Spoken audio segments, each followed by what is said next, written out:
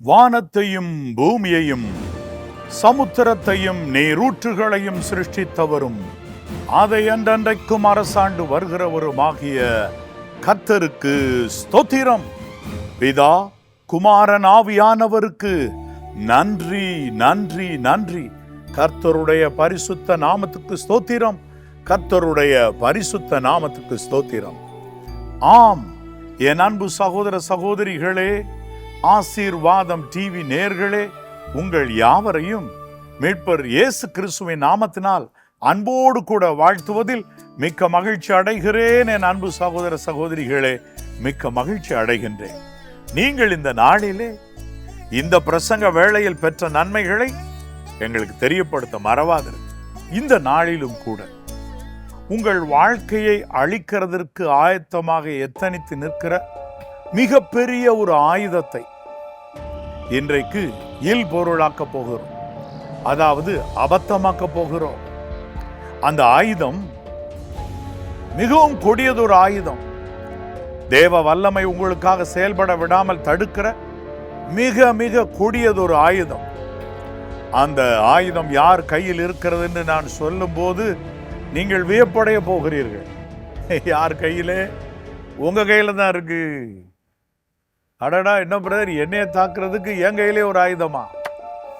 ஆமா, உங்கள் வாழ்க்கையை நசுக்கி போடுவதற்கென உங்கள் கைகளிலே இருக்கிற ஒரு ஆயுதத்தை குறித்து நான் இன்றைக்கு விளக்கி சொல்ல போகிறேன். அந்த ஆயுதத்தை முற்றிலுமாய் நாம் அழிக்க போகிறோம். அதனாலே நம்முடைய வாழ்க்கை மலரப் போகிறது, நம்முடைய குடும்பம் மலரப் போகிறது. நீங்கள் செய்யும் தேவ பணி என்று சொல்லுகிற ஒன்று மலரப் போகிறது. அப்படியா இருக்கும். என் அன்பு தேவனுடைய பிள்ளைகளே, கர்த்தருடைய பரிசுத்த நாமத்துக்கு ஸ்தோத்திரம். உங்களுடைய இருதயம் கலங்காதிருப்பதாக. லூக்கா 8ஆம் அதிகாரம் 50ஆம் வசனம். இயேசு அதை கேட்டு, பயப்படாதே, விசுவாசம் உள்ளவனாயிரு, அப்பொழுது அவள் ரட்சிக்கப்படுவாள் என்றார். அதாவது யவீரு என்னும் ஜெபாலய தலைவன் ஆண்டவர் பாதத்தில் வந்து விழுந்து, என்னுடைய மகள் மரண அவஸ்தையாயிருக்கிறார், நீர் வந்து அவளை தொட்டு சுகமாக்க வேண்டும் என வருந்தி கேட்டுக்கொண்டார். மீட்பர் இயேசு கிறிஸ்துவும் கூட புறப்பட்டு போகையில் ஒரு காரியம் நடுவே நேரிட்டது. அது என்ன? 12 வருடம் பெரும்பாடு உள்ள ஸ்திரீ விசுவாசத்தோடு கூட வந்து அந்த இடத்திலே அவரை எப்படியாயிலும் அவருடைய வஸ்திரத்தை தொட்டுவிட வேண்டும் என்று சொல்லி ஓடோடி அவள் அங்கு வந்திருந்தாள். வந்து அவரை தொட்ட பொழுது ஆண்டவரிடத்திலிருந்து ஒரு வல்லமை புறப்பட்டது. அநேகர் நெருக்கி கொண்டிருக்கிறார்கள். அநேகர் அவரை நருகிலே வந்து நின்று கூட்ட நெரிசலிலே அவரை தொட்டு சென்றிருக்கலாம். ஆனால் இந்த பெண்ணுடைய தொடுதல் விசுவாச தொடுதல். ஆகவே மீட்பர் இயேசு கிறிஸ்துவின் இடத்திலிருந்து வல்லமை புறப்பட்டது. அவள் சுஸ்தமானார்.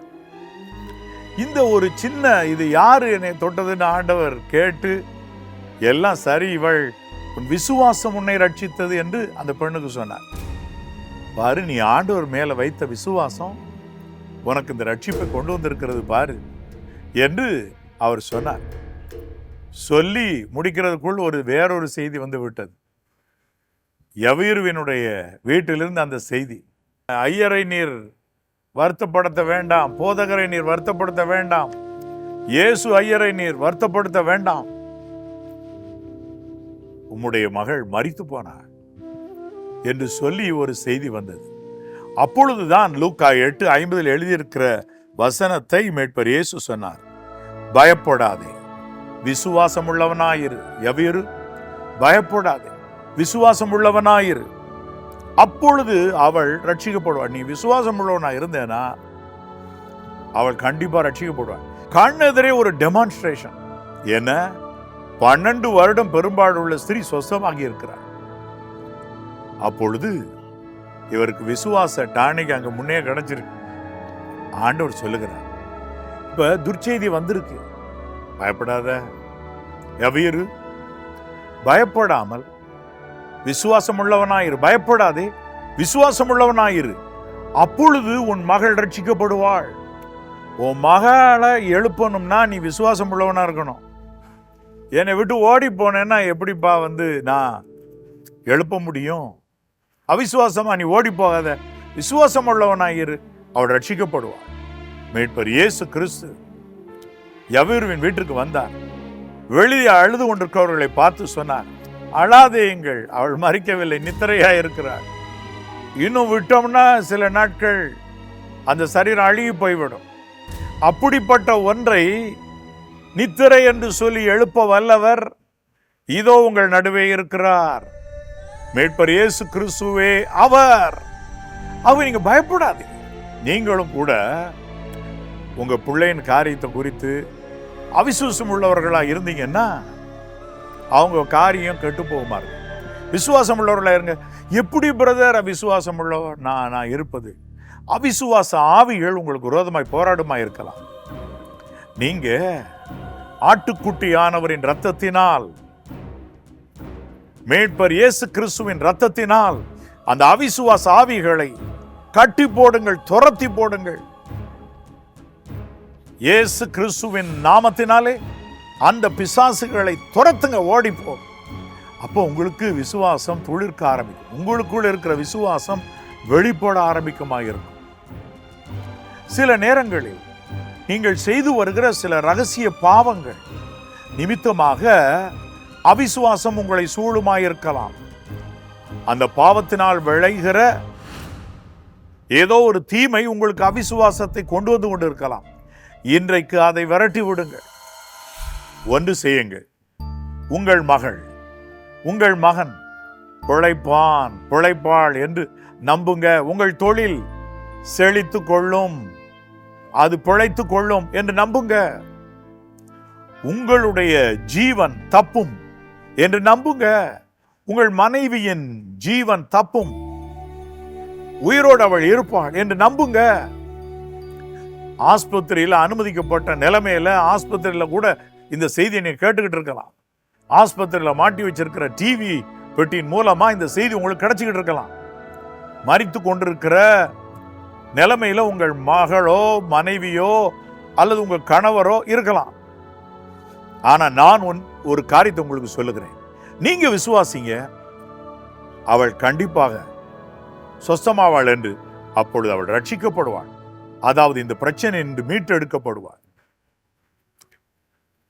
அவிசுவாசம் ஒரு பெரிய ஃபோர்ஸ். அது ஆண்டவர் வேலை செய்ய விடாம தடுக்கிறது. அந்த ஊரார் மத்தியிலே அவிசுவாசம் அநேகம் இருந்தபடியினால் அவர்கள் அநேக அற்புதம் அங்கு செய்யக்கூடாமல் என்று எழுதியிருக்கிறது. அவிசுவாசம் மீட்பர் இயேசு கிறிஸ்துவின் கைகள் செயல்பட விடாமல் தடுத்து கொண்டிருக்கிறது. அந்த ஆயுதம் உங்கள்கிட்ட தான் இருக்குது. உங்க குடும்பத்தை அழிக்கிற அந்த ஆயுதம் உங்கள்கிட்ட தான் இருக்குது. அவிசுவாசத்தை தூக்கி எறிங்க. விசுவாசம் என்பது என்ன? காணப்படாதவைகளை பற்றிய நிச்சயம். ஆம், தேவன் ஒருவர் உண்டென்றும் அவர் தம்முடைய குமாரன் ஆகிய மீட்பர் இயேசு கிறிஸ்துவை உலகத்துக்கு அனுப்பி நமது பாவங்கள் நிமித்தமாகவும் நோய் துக்கங்கள் எல்லாவற்றையும் சுமந்து கொள்ளும்படியாகவும் நமக்கு எதிராய் நிற்கிற சத்துருவின் கைகளில் நின்று அல்லது அந்நிய கைகளில் இருந்து உங்களை மீட்டெடுக்கவும் மீட்பர் இயேசு கிறிஸ்து மரித்தார் என்பதையும் நீங்கள் விசுவாசித்தால் ரட்சிக்கப்படுகிறீர்கள். ஆம், மீட்பர் இயேசு கிறிஸ்து உங்களுக்காக மரித்தார். 3ஆம் நாளில் அவர் உயிரோடு எழுந்தார். இன்றைக்கும் தேவனுடைய வலது பாரிசத்தில் வீற்றிருக்கிறார் என்று நீங்கள் நம்புகிறீர்கள் அல்லவா? அந்த விசுவாசம் வரும்பொழுது நீங்கள் ரட்சிக்கப்படுகிறீர்கள். என் அன்பு தேவனுடைய பிள்ளைகளே, ஆனால் அவிசுவாசமாய் இருந்தால் விசுவாசியாதவனோ ஆக்கினைக்குள்ளாக தீர்க்கப்படுவான். அதாவது மீட்பர் இயேசு கிறிஸ்து என்ன காரணத்துக்காக இந்த உலகத்திற்கு வந்து மரித்து உயிர் தெழுந்தார் என்பதை விசுவாசிக்காமலே நீங்க விட்டுட்டு போயிட்டீங்கன்னா ஒரு நாள் மரண ஆக்கினைக்குள்ளாக தீர்க்கப்பட்டு விடக்கூடும். நரகத்தில் நீங்கள் கால் வைக்கக்கூடும். ஏன் அந்த வேதனை? Just believe. மெய்யாக நம்புங்கள். ஆண்டவர் இயேசு கிறிஸ்து இன்று உங்களோடு கூட பேசிக்கொண்டிருக்கிறார். என்பதை நம்புங்கள். இந்த நாளிலே ஆண்டவருடைய சமூகத்தில் விசுவாசம் உள்ளவர்களார்.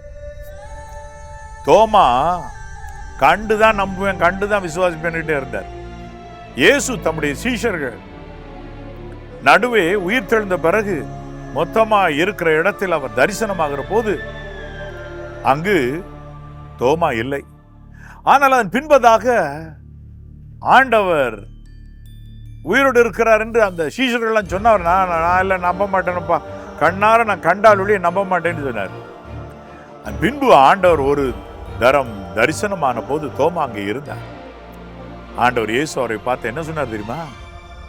நீ அவிசுவாசியாயிராமல் விசுவாசியாயிரு. இப்ப கவனிங்க, இவர் சீஷர் நினைச்சுக்கிட்டு இருக்காரு தானே.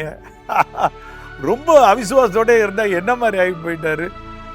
ஆண்டவர் சொல்றாரு அவிசுவாசிங்கிறாரு. எப்பா நீ அவிசுவாசியாயிராம விசுவாசியாயிரு.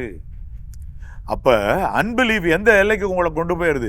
சீஷன் என்ற ஸ்தானமே இல்லைன்றது போல, அல்லாவிட்டால் அவிசுவாசியான சீஷன் என்ற எல்லைக்கு உங்களை கொண்டு போயிருது இல்ல. அவிசுவாசியான தேவ பிள்ளை என்கிற எல்லைக்கு உங்களை கொண்டு போய் விட வேண்டாம். அவிசுவாசியாயிராமல் விசுவாசியாயிரு என்று தோமாவினிடத்தில் ஆண்டவர் பேச வேண்டியதாக இருந்தது. இப்ப அந்த அவிசுவாசம் தான் தீய ஒரு ஆயுதம். உங்க குடும்பம் செழிக்க விடாமல் வைக்கிற ஒரு ஆயுதம். இன்றைக்கு நம்புங்க. அருமையா ஒரு பாட்டு நான் உங்களுக்கு லைவ் ப்ரோக்ராம் ஒன்றை நடத்தின பொழுது சுகவாழ்வு துளிர்க்கும் 7 நாட்கள் என்ற கூட்டத்தில் நான் உங்களுக்கு சொல்லிக் கொடுத்தேன். ஐ பிலீவ் சிருஷ்டிகர் என்னை கைவிட மாட்டார். ஐ பிலீவ் நற்சுகம் என்னை தேடி வந்திடும். I believe சிருஷ்டிகர் என்னை கைவிட மாட்டார். I believe நற்சுகம் என்னை தேடி வந்திடும்.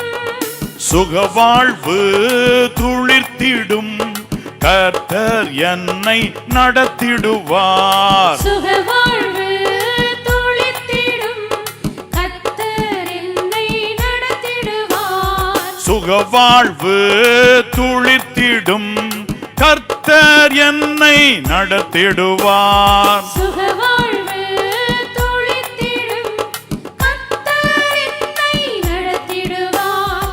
விசுவாசிக்கின்றேன் சிருஷ்டிகர் என்னை கைவிட மாட்டார். விசுவாசிக்கின்றேன் நற்சுகம் என்னை தேடி வந்திடும். பாடுங்க. விசுவாசிக்கின்றேன் சிருஷ்டிகர் என்னை கைவிட மாட்டார்.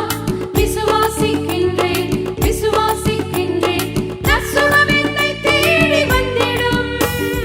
38 ஆண்டுகள் ஆனாலும் நான் காத்திருப்பேன். 38 ஆண்டுகள் ஆனாலும் நான் காத்திருப்பேன். கர்த்தர் என்னை தேடி வந்து பெதஸ்தாண்டையில் சுகமாக்குவார். கர்த்தர் என்னை தேடி வந்து பெதஸ்தாண்டையில் சுகமாக்குவார். ஐ பிலீவ் சிருஷ்டிகர் என்னை கைவிட மாட்டார். ஐ பிலீவ் நற்சுகம் என்னை தேடி வந்திடும். ஆமென். விசுவாசிங்க. சிருஷ்டிகர் என்னை கைவிட மாட்டார். தேவனை விசுவாசிக்கிறவனுக்கு எல்லாம் கூடும். I believe நற்சுகம் என்னை தேடி வந்திடும். சுகவாழ்வு துளிர்த்திடும் கர்த்தர் என்னை நடத்திடுவார். சுகவாழ்வு துளிர்த்திடும் கர்த்தர் என்னை நடத்திடுவார்.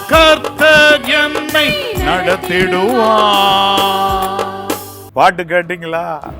ஆமா, சிருஷ்டிகர் என்னை கைவிட மாட்டார். ஒன்றுமில்லாமையிலிருந்து எல்லாவற்றையும் சிருஷ்டித்தவர் என்னையும் அழகாய் இந்த பூமியில சிருஷ்டித்து கொண்டு வந்தவர் சிருஷ்டிகர் இருக்கிறார். ஏசாயா 54:5 சொல்லுகிறது, உன் சிருஷ்டிகரே உன் நாயகர், அவரே உன்னுடைய ஹீரோ, உன் வாழ்க்கையின் மையமான நபர். அவர் சிருஷ்டிகர். இப்ப பயப்படாத, விசுவாசிங்க. உங்கள் சிருஷ்டிகர் உங்களை கைவிட மாட்டார். இன்றைக்கு இந்த செய்தியின் மூலமாக உங்களை சிருஷ்டித்தவர் உங்களை சந்திக்கும்படி வந்திருக்கிறார். இப்பொழுது அவிசுவாசம் என்னும் ஆயத்தை தூக்கி எறிங்க. அவிசுவாசம் படாதீங்க. அவிசுவாசம் எங்கிருந்து வருகிறது? விசுவாசம் எங்கிருந்து வருகிறது? ஆம், விசுவாசம் கேள்வியினாலே வரும். இப்படி பிரசங்கத்தை கேட்கும்போது விசுவாசம் வந்துருது. கேள்வி தேவனுடைய வார்த்தையை கேட்பதினால் ஆம் வருகிறது. தேவனுடைய வார்த்தையை நீங்கள் கேட்கும் பொழுது விசுவாசம் வந்து விடுங்க. அப்படியானால் என் அன்பு தேவனுடைய பிள்ளைகளை, இன்றைக்கு ஒரு தீர்மானம் செய்யுங்கள். இன்றைக்கு அவிசுவாசம் எல்லாம் ஒழியட்டும். இந்த அன்பான தேவனுடைய பிள்ளைகளை தவறான பாதைக்கு இழுத்து சென்று கொண்டிருக்கிற அவிசுவாசம் என்னும் வல்லமை, அவிசுவாசம் என்னும் கிரியை, அவிசுவாசம் என்கிற ஆயுதம் இன்றைக்கு அபத்தமாகட்டும். விசுவாசம் உள்ளவர்களாய் அவர்கள் வாழட்டும் என்று மீட்பர் இயேசு கிறிஸ்துவின் நாமத்தால் உங்களை அன்போடு நான் வாழ்த்துகிறேன். என் அன்பு தேவனுடைய பிள்ளைகளே, விசுவாசியுங்கள். அப்பொழுது கட்டாயம் ஒரு அற்புதத்தை நீங்கள் காண்பீர்கள். ஒரு குறிப்பிட்ட ஒரு ஊழியக்காரருடைய கூட்டம் நடந்து கொண்டிருந்தது. பலர் சாட்சி சொல்லுவதற்கு கூட்டத்தின் முடிவிலே வந்தார்களாம். இது நடந்ததாக நான் கேள்விப்பட்டேன். நான் நேரடியாக பார்த்ததில்லை. ஆனால் அந்த கூட்டத்திலே ஒரு சிறுமியும் மஞ்சள் கலர் பை ஒன்றை வைத்துக்கொண்டு நானும் சாட்சி சொல்ல வேண்டும் என்று வந்தாள். என்னம்மா சாட்சின்னு கேட்டாங்க. அவ சொன்னா, என்னுடைய வீட்டு கோழி ரோட்டிலே அடிபட்டு செத்தது போல் ஆயிற்று. அது ஏற்கனவே செத்து போயிற்று என்று நாங்கள் நினைத்து அதை எங்காயிலும் மூடி போட வேண்டும் என்று எண்ணுகிற பொழுது இந்த கூட்டம் நடக்கிறது இல்ல, இந்த செத்த கோழியை ஆண்டவர் உயிரோடு எழுப்ப முடியும்னு கொண்டு வந்தேன். பைக்கெட்டுக்குள்ள சுத்தி கொண்டு வந்தேன். வெளியே பார்த்தா யாரும் நம்ப மாட்டாங்கன்னு. ஜப நேரத்தில் இந்த கோழி புத்துயிர் பெற்று எழுந்து விட்டது. அதான் இந்த சாட்சின்னு சொல்லிச்சான் அந்த சின்ன பிள்ளை. அந்த சிறு பிள்ளைக்கு இருக்கிற விசுவாசத்தை பாருங்க. புதைத்து போட வேண்டிய கோழியை ஆண்டவர் உயிரோடு எழுப்பிடுவாருன்னு, ஆண்டவர் அதற்கு உயிர் தருவார். உயிர் தந்தவர் என் ஆண்டவர் அல்லவா, அவர் திரும்பவும் உயிர் தர முடியும் என்று விசுவாசித்து அங்கு வந்தாள் போல. என் அன்பு தேவனுடைய பிள்ளைகளே, இந்த சம்பவத்தை குறித்து கேள்விப்பட்ட போது அவர்கள் சொன்னது எனக்கே விந்தையாயிருந்தது, இப்படியும் நடக்குமா என்று சொல்லி. அப்படி இருக்க என் அன்பு தேவனுடைய பிள்ளைகளே, அந்த சிறு பிள்ளையின் விசுவாசம் போன்றது ஒரு விசுவாசம் இன்றைக்கு உங்களுக்கு வரட்டும். நீங்கள் உங்களுடைய நோயின் அகோரத்தை பார்க்காமல் அதை சுகமாக்குகிறவருடைய வல்லமையை பாருங்கள். எப்படி அவருக்கு எல்லாம் இந்த உலகத்தில் இருக்கிற எல்லா ஃபார்முலாவும் வித்தியாசமா அவர் மாற்றி அமைக்க முடியும். சயின்ஸ் என்ன சொல்லுது? இரும்பு தண்ணீரிலே போட்டால் அது முங்கும். ஆனால் கோடாரி ஒன்று விழுந்து முங்கி போன போது தீர்க்கதரிசி ஒரு கொம்பை வெட்டி அந்த இடத்துல ஒரு கிளையின் ஒரு கொம்பை போட்ட போது அது திரும்ப மிதக்க ஆரம்பித்தது. எவ்வளோ எடை கொண்ட கப்பலை மிதக்க செய்றாருல, அது இரும்புல தானே பண்ணியிருக்கிறாங்க. ஆனா அதுக்குரிய சரியான அளவு அகலம் இதெல்லாம் வச்சா மிதக்குது இல்லையா? ஆனா இந்த கோடாரி அந்த அளவுக்கு செய்யப்பட்டதில்லை. வெயிட்டானது, மரத்தையே வெட்டி பொழப்பது. தண்ணிக்குள்ள போயிடுச்சு. ஆண்டவர் அதை மிதக்க செய்கிறார். தண்ணீரின் மேல் ஆண்டவர் நடந்தார். என் அன்பு தேவனுடைய பிள்ளைகளே, உங்கள் இருதயம் கலங்காதிருப்பதாக 5 அப்பம் 2 மீனை 5000 பேருக்கு விட்டு கொடுத்தார். இது யாருக்கு பத்தும்? ஆண்டவருடைய கைப்பட்டா பெருகும். அப்ப இன்றைக்கு விசுவாசம் உள்ளவர்களா இருங்க. மரித்தோரை எழுப்ப வல்லவர். விதவை ஒரு பெண் போய்கொண்டிருக்கிறாங்க பாடையை சுமந்து கொண்டு. ஆண்டவர் இயேசு அந்த பக்கம் வந்தவர். வாடையை தொட்டார், மரித்தவன் எழுந்து உட்கார்ந்து விட்டான். அப்படியானால் இன்றைக்கு நீங்கள் விசுவாசியுங்க. Just believe God, just believe the Lord, just believe Jesus Christ. இப்பொழுது நம்புங்க, மீட்பர் இயேசு கிறிஸ்துவை நம்புங்க. உங்கள் இருதயம் கலங்காதிருப்பதாக. உங்களை ஆண்டவர் கைதூக்கி எடுப்பார். உங்கள் கண்ணீரை துடைத்துக் கொள்ளுங்கள். இதோ இன்று பயப்படாதே, விசுவாசம் உள்ளவனா இரு என்று ஆண்டவர் உங்களுக்கு சொல்லுகிறார். அப்பொழுது அவள் ரட்சிக்கப்படுவாள், அவன் ரட்சிக்கப்படுவான், அது ரட்சிக்கப்படும். அதாவது உன்னுடைய தொழில், நீ கைட்டு செய்கிற காரியம், கட்ட முடியாமல் விட்டு போன வீடு, ஆவிக்குரிய வளர்ச்சி இல்லாமல் தேவராஜ்யம் செல்வேனோ என்கிற சந்தேகத்தோடு இருக்கிற நிலை எல்லாம் மாறும்.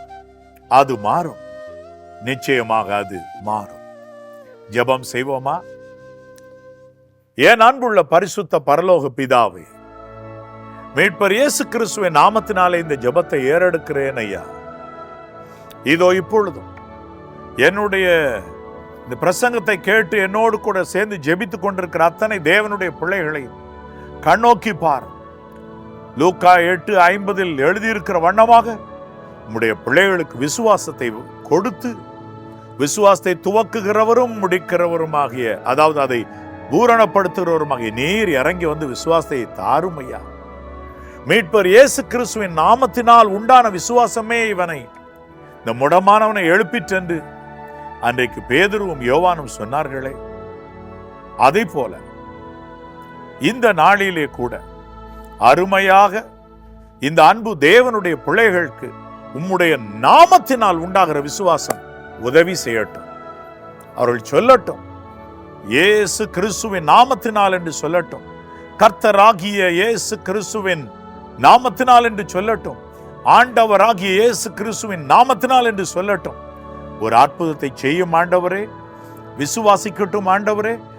எங்கு பிரசங்கிக்கிற அதே வேளையில் ஆண்டவர் இயேசு கிறிஸ்து அவர்கள் அருகாமையில், ஆம் கிட்டத்தில் நின்று அவர்களை கை தூக்கி எடுக்கிறார் என்று அவர்கள் விசுவாசிக்கட்டும். உடனே அற்புதம் நடக்கட்டும். நீர் ஒவ்வொரு அருகாமையிலும் கர்த்தாவே உம்முடைய வல்லமை அனுப்பி பிள்ளைகளை கை தூக்கி விடும். நோய்கள் மறையட்டும், பிசாசுகள் ஓடட்டும். என்னிடத்திலிருந்து உம்முடைய வல்லமை பலமாய் புறப்படுகிறதை நான் உணர்கிறேன் ஆண்டவரே. அன்றைக்கு 12 வருடம் பெரும்பாடுள்ள ஸ்திரியை சொஸ்தமாக்கினவர், பெரும்பாடுள்ள ஸ்திரீகளை இந்த பிரசங்க நேரத்தில் சொஸ்தமாக்குவதற்காக நன்றி. மரண அவசியாய் இருக்கிற சிறு பிள்ளைகளை ஆண்டவருடைய சுகமளிக்கும் வல்லமை தொடுவதற்காக நன்றி. மாற்றும் கர்த்தாவே, சிறு பிள்ளைகளுடைய வாழ்க்கையை மாற்றும். யவீரு என்ற சிறு பெண்ணின் வாழ்க்கையை மாற்றினவர் ஆண்டவரை உயிரோடு எழுப்பினவர். படுத்த படுக்கையில் இருக்கிற சிறு பிள்ளைகளை உயிரோடு எழுப்பி தாரும் கர்த்தாவே, உயிரோடு எழுப்பும் பிதாவே. நீரின் ஜெபத்தை கேட்பதற்காக நன்றி. உம்மை நோக்கி கைகூப்பி இந்த விண்ணப்பத்தை ஏறெடுக்கிறேன். மீட்பர் இயேசு கிறிஸ்துவின் நாமத்தில் நன்றி சொல்லி மனத்தாழ்மையோடு இந்த ஜெபத்தை ஏறெடுக்கிறேன் பிதாவே. ஆமென், ஆமென், ஆமென். அன்பு தேவனுடைய பிள்ளைகளே, உடைய இருதயம் கலங்காதிருப்பதாக, உடைய இருதயம் பயப்படாதிருப்பதாக. இனி சஞ்சலம் வேண்டாம். உங்களுக்கு விரோதமாய் மாந்திரீகம் அல்ல, அவிசுவாசம் தான் பலமாய் ஏற்று நின்றது. உங்களுடைய அவிசுவாசம் தான் உங்களுக்குரிய நன்மைகளை தடுத்து நின்றது. இன்றைக்கு அது அபத்தமாய் போயிற்று, அவமாயிற்று. உங்கள் இருதயம் கலங்காதிருக்கட்டும். நீங்கள் இந்த நாளிலே இந்த பிரசங்க வேளையில் பெற்ற நன்மைகளை எங்களுக்கு தெரியப்படுத்த மறவாதிருங்க. God bless you. God bless you.